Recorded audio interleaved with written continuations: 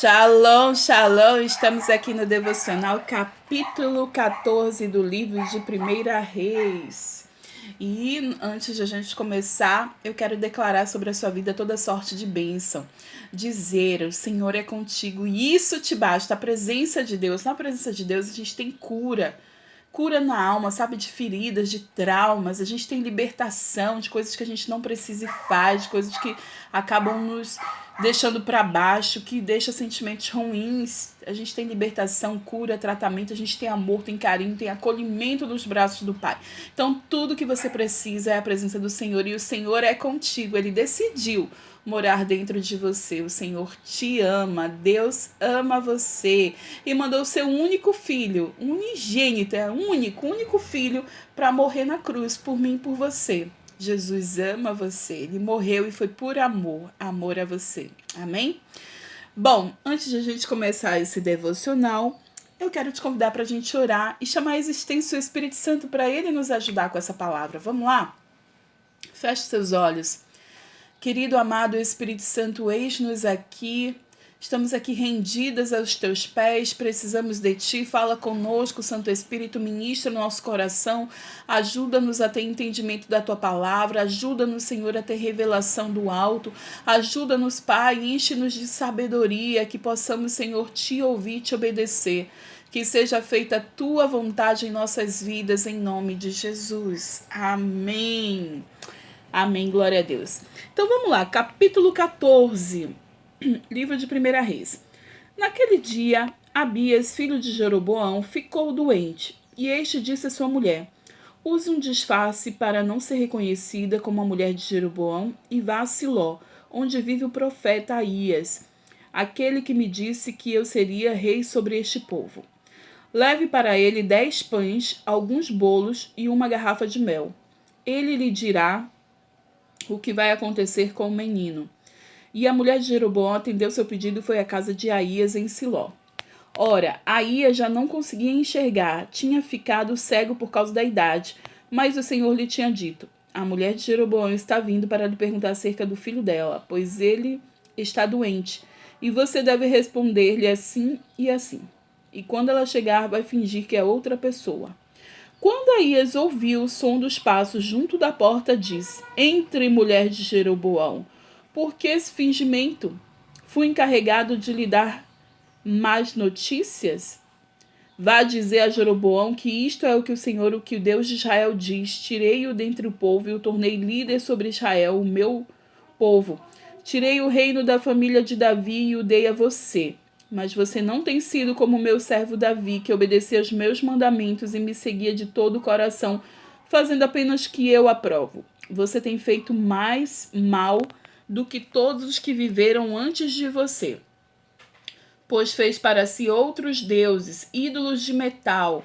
Você provocou a minha ira e voltou as costas para mim. Por isso, trarei desgraça à família de Jeroboão, matarei de Jeroboão até o último indivíduo do sexo masculino em Israel, seja escravo ou livre. Queimarei a família de Jeroboão até o fim como quem queima esterco. E dos que pertencem a Jeroboão, os cães comerão os que morrerem na cidade, e as aves do céu se alimentarão. Dos que morrerem no campo, o Senhor falou. Eita, que aqui a gente... Jeroboão, né? O filho dele adoeceu e, assim, ele era muito espiritualizado, era um homem de fé, né? Por isso que fazia tantas idolatrias, só canalizava no lugar errado. Ele fazia para muitos deuses e esse era o pecado dele. E aqui Deus falou com o profeta que denunciou esse pecado, falou exatamente o que ele precisava saber, né? Mas se ele fosse um servo de Deus, ele saberia já de todas as coisas, né? Deus já tinha dado mandamentos e leis e tudo. E eu e você, nós temos consciência disso. Não precisa um profeta vir aqui apontar o dedo e falar o nosso pecado. Eu vou te dizer uma coisa. A gente, quando vem para Jesus, a gente recebe o Espírito Santo, ele passa a morar dentro da gente. Toda vez que a gente vai fazer algo errado, ele automaticamente já aponta isso. Ele já, sabe, tem ali um alerta dizendo: opa, cuidado, isso que você está fazendo não é certo. Epa, você vai fazer isso mesmo. Então, assim, o Espírito Santo é um alerta. Ele já fala, se você fizer com a consciência de que está errado, Se você se corromper, se você mentir, matar, seja o que for, é muito consciente, porque o Espírito Santo ele vem e nos fala. Ele já, não com tom de acusação, mas ele fala, ele denuncia o pecado. E aqui Jeroboão, ele plantou muita idolatria e ele vai colher, né? E é isso que o profeta aqui, Deus mandou falar através do profeta, tudo que iria acontecer. Então a esposa dele foi lá, ouviu tudo que Jeroboão tinha para falar, né? Vamos aqui, versículo 14. O Senhor levantará para si um rei sobre Israel que eliminará a família de Jeroboão. O dia virá. Quando? Agora mesmo. E o Senhor ferirá Israel de maneira que ficará como um junco balançando na água.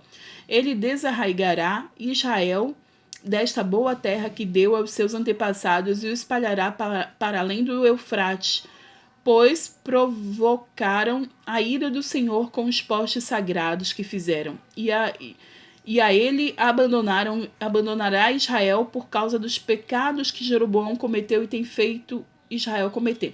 Você sabe que tem algo que acende assim a ira de Deus, é justamente a idolatria, é justamente ele escolher um povo, ele cuidar do povo, ele zelar pelo povo e esse povo virar as costas para ele. Imagine você, é como se estivessem traindo você, né? Se fosse algo com você, que você cuida de uma pessoa, que você zela pela pessoa, que você ama a pessoa e a pessoa vem com um punhal atrás das costas, né? Então Deus ele ficou extremamente irado com esses postes ídolos, com essa adoração que não era para ele, essa idolatria, né?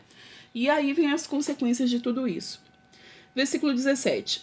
Então a mulher de Jeroboão levantou-se e voltou para Tirza, e assim que entrou em casa, o menino morreu. Eles o sepultaram e todo Israel chorou por ele, conforme o Senhor predissera por meio do seu servo e profeta Aías. Os demais acontecimentos do reinado de Jeroboão, suas guerras e como governou, estão escritos nos registros históricos dos reis de Israel.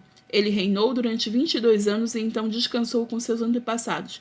E o seu filho Nadab foi o seu sucessor. Então a gente viu aqui, né, a profecia de Aías contra Jeroboão, né? As coisas que já começaram a acontecer na vida dele. E a partir de aqui, ainda nesse capítulo, a gente vai ver aqui sobre o que está acontecendo lá em Judá, né? Roboão, o filho de Salomão, né? Sobre o reinado dele. Então vamos lá. Versículo 21. Roboão, filho de Salomão, foi rei de Judá. Tinha 41 anos de idade quando começou a reinar. E reinou 17 anos em Jerusalém, cidade que o Senhor havia escolhido dentre todas as tribos de Israel para nela pôr o seu nome. Sua mãe, uma amonita, chamava-se Naamá. Judá fez o que o Senhor reprovava pelos pecados que cometeram. Eles despertaram a sua ira zelosa mais do que os seus antepassados o tinham feito. Também construíram para si altares idólatras, colunas sagradas e postes sagrados, e sobre todos os montes e debaixo de todas as árvores frondosas. Havia no país até prostitutos cultuais. O povo se envolvia em todas as práticas detestáveis das nações que o Senhor havia expulsado diante dos israelitas. Bom, vai dar muito ruim aqui em Judá também, porque é exatamente o que Jeroboão fazia lá no lado norte, em Israel, em Judá, que é o lado sul, também está acontecendo. Então, tem prostitutos cultuais, né? Tem a prostituição, a idolatria. Isso é traição. Foi o que eu falei ainda agora, é traição, sabe? Quando se fala de prostituição, é justamente você casado com alguém, você tem aliança com alguém, mas você se prostitui adorando o outro.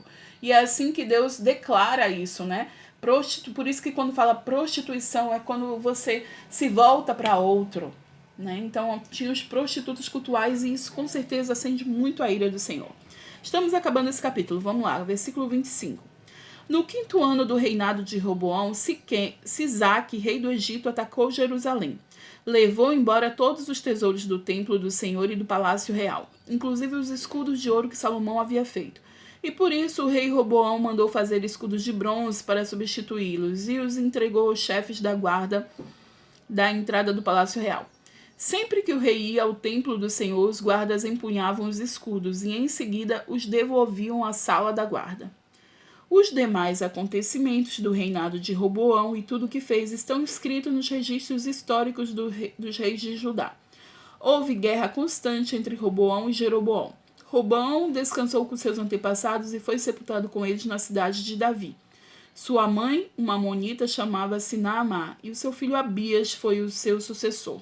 Bom, então a gente vai ver no próximo capítulo, né, o reinado do seu filho, e a gente viu aqui que eles eram contemporâneos, né?